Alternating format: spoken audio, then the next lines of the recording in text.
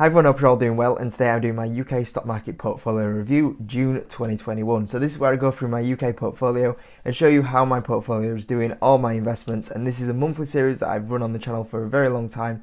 Since I started doing UK investments, my US portfolio, which I've been doing for a lot longer than my UK portfolio, I've got many years of videos of how that portfolio has developed as time's gone on. And the UK portfolio, which I started about 12 months ago, you can go back through all the videos and just see how the portfolio's progressed. So I think that's always pretty cool. And yeah, today we're going with the recent update, how the portfolio is going in June 2021. Obviously, you guys know from a video earlier this week that Rightmove has gone out and Best of the Best and Catebox are two new positions that have come in. So we talk about them, guys. And in general, I'll just try to spend a minute on every stock and just give you a little update where I am with everything. So yeah, if you could smash the like button. If you do want to know when I'm buying and selling these companies, so all these companies would have been posted on my Patreon when I'm buying and selling. To join that, link is in the description, so you get all the buy and sell alerts. As well, we have exclusive content on there. Every week we put 2 exclusive videos on there, and recently the last video we did the other day was talking about how to manage positions, so you can go check that one out. And as well as that, there's a Discord of over 600 members on there that are very like-minded investors, which is absolutely amazing. But enough of that, we'll get on to the UK stock market portfolio. So I think we'll start with the top. We always start with the top, so we'll start with 888 Casinos, the best performing stock in the portfolio at the moment, currently up 180%. Now I'm sure sooner or later that is going to go above 200%. I don't know when. I do think it will be this year. No plans at all to sell this. I think I do get a little bit of a decent dividend off it, as well as having some amazing growth. It is focused as well in the US. Obviously, online gaming growth, gambling growth that it has at the moment. So a little bit more coverage there. I do have a few stocks in that sort of sector, but as well just in the UK, in Europe, such a dominant player online, I guess, in that sort of industry. And yeah, no plans at all to sell that, and I do think I'll be up over 200% on that probably by the end of the year. Next up is Airtel Africa. So this is a bit more of a dividend play, so I bought this one to get some dividend, but I thought, you know what, if I can get a little bit of share price gain on this one, I'll be really happy. And it's doing that. It's had 2 massive drop-offs at one point, which I didn't buy. I really did think about buying them, but I think at the same time, some other companies were dipping. So maybe it's one that I should have actually bought a little bit more of. But yeah, same again, really good. Just gives me a nice little bit of share appreciation. But as well as that, it's a pretty nice dividend yield. I pick up on that one. I think it's about 4%. My UK stock market portfolio compared to my US has a lot more growth stocks, whereas you'll see my UK is definitely a lot more like value and dividend plays. But in general, that is because the UK doesn't have that many amazing growth companies in general. So I guess that does play into it, but you'll notice that a lot more, that I do focus on the UK stocks, picking more value plays and dividend plays up, and Airtel Africa being a prime example of that, including the next one as well, which is Barratt Developments. Yeah, what can I say? House building sector just seems so strong at the moment. I've actually even considered picking up a third one in here. Decided, okay, I've already got 2 though, I won't. But yeah, Barratt Development, same again, up 47%. Pick up a very good dividend. For, you know what, very much like Airtel Africa, you know, I'll get a little bit of share price appreciation on this as well, and it's definitely doing that. I cannot complain with a 47% return on the share price for a bit of a dividend stock value play. So yeah, same again, no plans at all to sell that one. Boohoo, my old biggest position back in 2020, for the majority of 2020, and even into the start of 2021 until S4 Capital took over.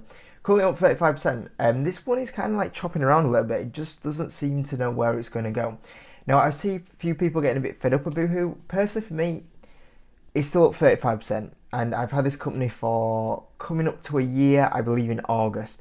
So 35% isn't a bad return at all for a year investment. Like, I think some people can get a little bit carried away and think, I want 100% every year off every investment, what's going on? Like, a 35% return is not too bad at all. In fact, it's good. So I'm not too fussed that it's been a bit choppy recently, because I've still got some decent gains on it. Don't get me wrong, I don't want it to stay like this forever, because it is a growth company and I'm not going to get any dividend off it or anything like that. So I think the big thing that everyone's kind of waiting on at the moment is obviously they bought Debenhams. And also I think the guidance they gave was very weak in the last update. I think actually next week is a bit of a trading update from Boohoo.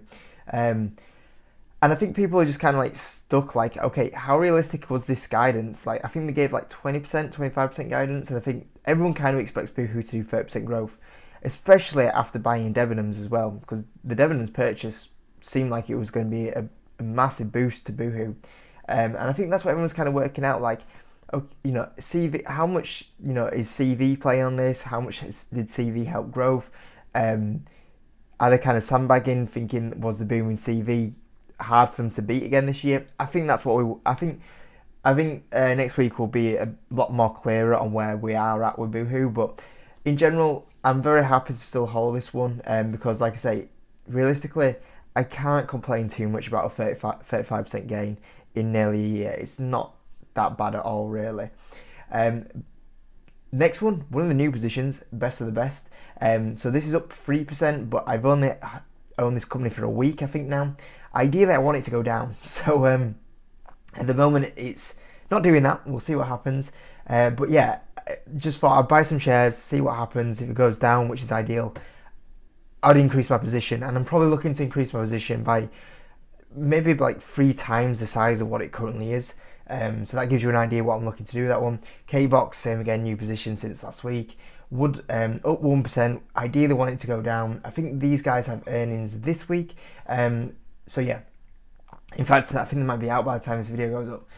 But yeah, same again. Hopefully it goes down. But I like to increase the position size by about 3x from here. So we'll see exactly what happens. Card Factory has actually had a massive pullback since I've last covered my portfolio. This was a company that was actually up over 100%, currently up 46%, so it's had a massive pullback. I just think that it's just kind of trying to find its feet a little bit now because it had such a massive pop, like probably an unnatural pop, and people are going to take profit in that. And I think that now it should hopefully, now it's back open. These guys have a trading update as well this week, and I think we'll get a good idea how it's going with Card Factory off that trading update.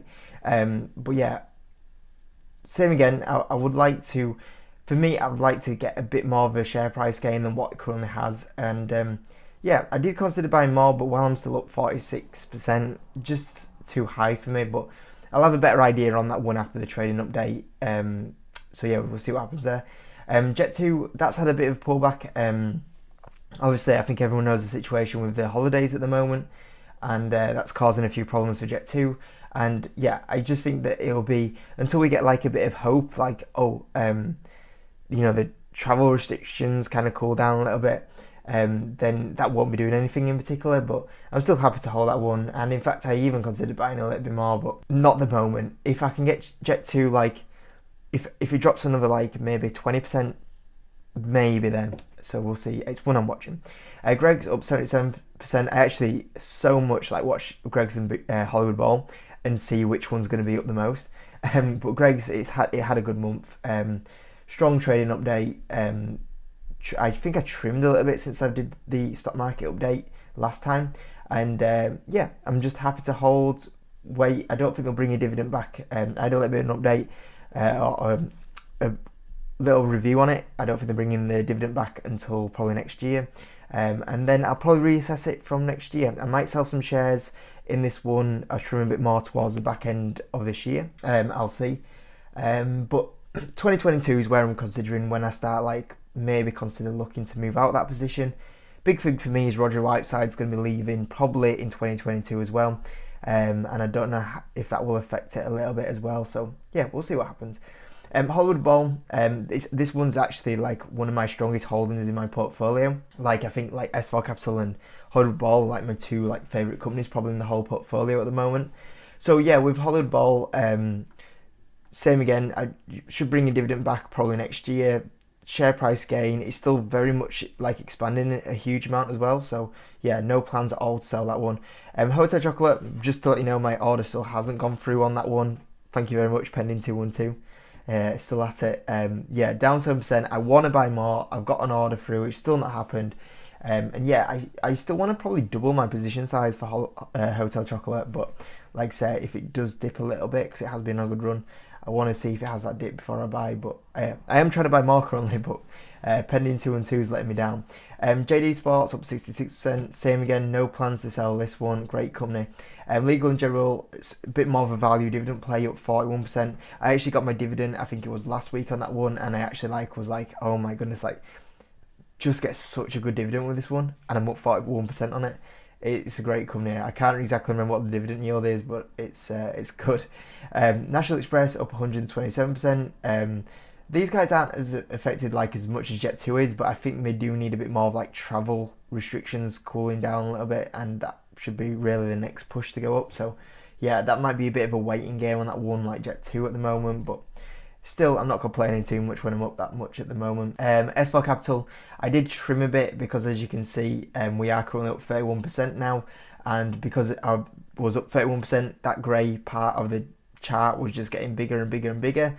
And I don't want to have one position taking up too much of the portfolio, even though, because it is my favourite company in the portfolio and that's why I've gone big on it.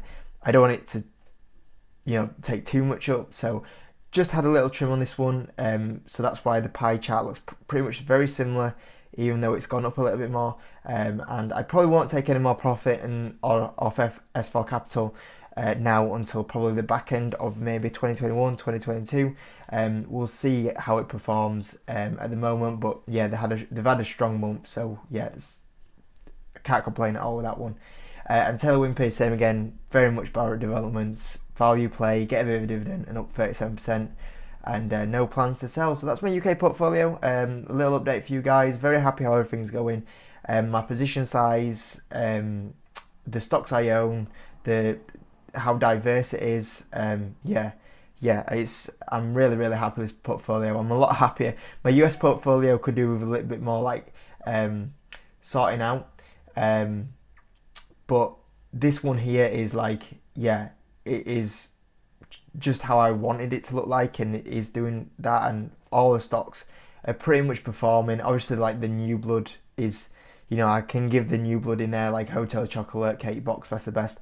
I'm not looking for them to perform for a good 6-12 months yet, but the stocks here that have been in here for a while, they're all performing pretty much, and I can't complain. I'm very happy with how it's going. So hope you enjoyed the mini update on my UK portfolio. If you could, smash the like button if you're new, subscribe, and I'll see you next one.